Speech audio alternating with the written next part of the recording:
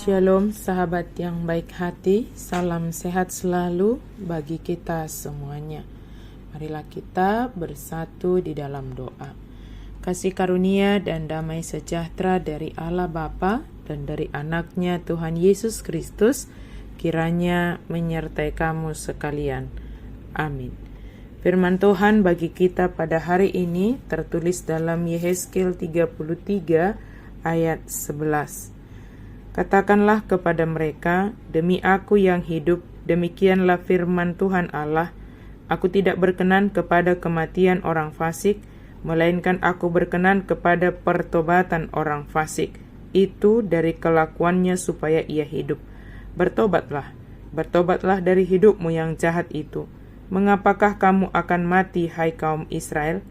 Dok matunasida, songon sitong na mangulu aunin na Tuhan Jahuba, tung na solomodoro hakku mida hamatian ni halak parjahati, so ikon mida hamumula ni parjahati tumadikod dalan nainian, asa mangulu ibana, atong say mula mahamu tumadikon dalam muna akan najahati.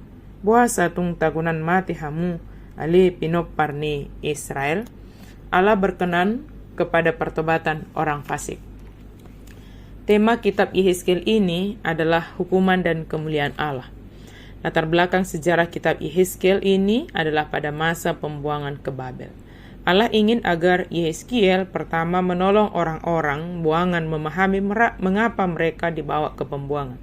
Kedua, menghilangkan harapan palsu bahwa pembuangan itu akan berlangsung singkat. Ketiga, membawa pesan baru berisi pengharapan. Dan keempat, membawa bangsa itu kepada suatu kesadaran baru tentang kebergantungan mereka kepada Allah.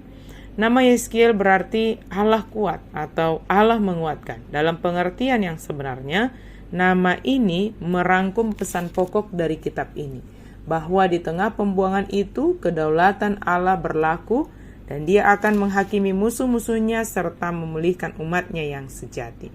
Tugas yang harus diemban oleh Yehezkiel sebagai nabi Tuhan, nabi yang Tuhan pilih, yaitu dia harus mampu menjadi penyambung lidah Allah dalam menyampaikan firman keselamatan yang bersumber dari Allah.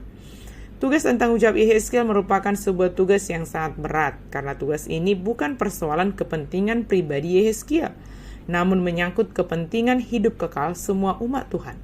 Tuhan meletakkan tanggung jawab yang besar kepada Yehezkiel untuk mengingatkan dan menegur bangsa itu yang sudah menjauh dari Tuhan. Tuhan sama sekali tidak menginginkan bangsa itu mati dalam keberdosaannya. Tuhan memilih Yehezkiel menjadi penjaga atas bangsa itu untuk mengawasi, mengingatkan, menegur, dan mengajar bangsa Israel agar tetap hidup dan berpengharapan kepada Tuhan, sekalipun hidup mereka jauh dari apa yang mereka harapkan.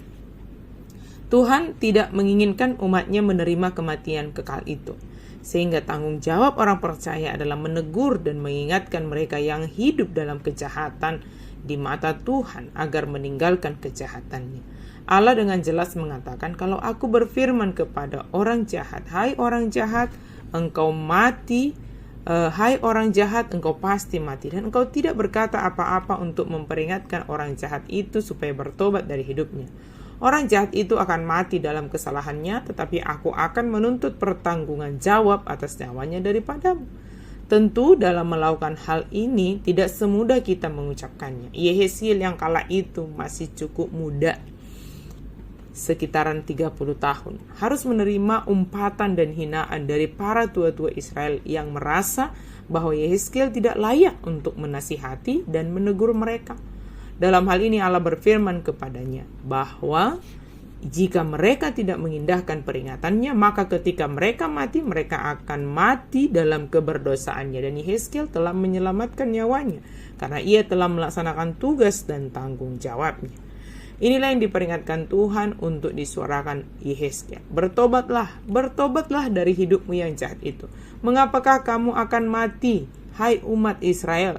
Bertobat berarti menyesal dan meninggalkan jalan hidup yang lama, kemudian berjalan menuju hidup baru yang penuh harapan, merubah pandangan hidup. Jika dulu perbuatannya dianggap baik, menguntungkan diri sendiri, sekarang tidak, karena orientasi hidupnya bukan lagi untuk kesenangan diri sendiri, namun untuk menyenangkan dan memuliakan Tuhan. Berputar kembali ke jalan yang benar dan dengan aktif menjalani kehidupan di dalam Kristus dan kebenarannya.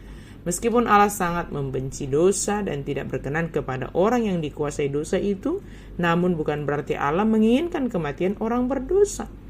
Ayat kita hari ini menjadi penegasan bahwa Allah justru menginginkan agar setiap orang yang melakukan dosa mau menyadari dan mengakui dosanya di hadapan Tuhan dan mengambil komitmen untuk tidak lagi terjerumus ke dalamnya. Maka dengan demikian, kematian yang seharusnya menjadi bagiannya akan Tuhan ganti menjadi keselamatan yang kekal. Bertobatlah, mari renungkan kesalahan-kesalahan, dosa-dosa yang kita lakukan, datanglah kepada Tuhan. Sebab Dialah yang bisa menyelesaikannya dan menyelamatkan kita dari belenggu dosa itu. Amin, mari kita berdoa. Terima kasih Tuhan untuk firman-Mu.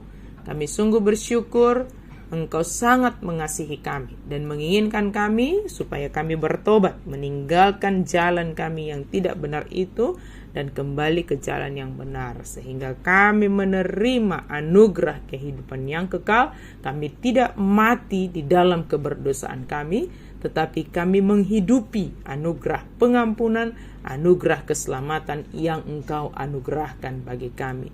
Terima kasih ya Tuhan, dalam nama Yesus kami berdoa dan bersyukur. Amin.